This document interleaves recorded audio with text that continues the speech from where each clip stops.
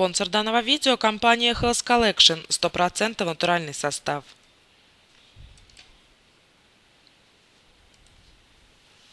Лечение храпа народными методами. На сегодняшний день храп – это очень распространенное заболевание. От него страдают как мужчины, так и женщины, независимо от их возраста. Встречается также храп у детей. Вот только редко люди обращаются с этой проблемой к врачу, недооценивая серьезность такого заболевания, как храп. Нет ничего удивительного в эффективности народных рецептов избавления от храпа. Ведь научно доказано, что многие травы действительно имеют сильные лекарственные способности.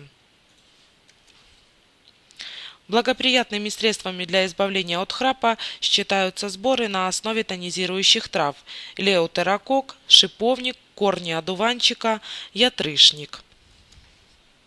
Стоит также принимать настои и отвары на листьях вербены или земляники для дополнительного расслабления организма. Если храп является следствием усталости, стоит пить отвары из плодов шиповника или рябины.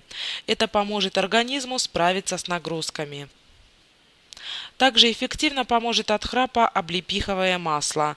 Следует капать по 2 капли этого масла в каждую ноздрю, что поможет убрать спадание стенок носоглотки на дыхательные пути, тем самым избавит вас от храпа. Спонсор данного видео – компания Health Collection, 100% натуральный состав.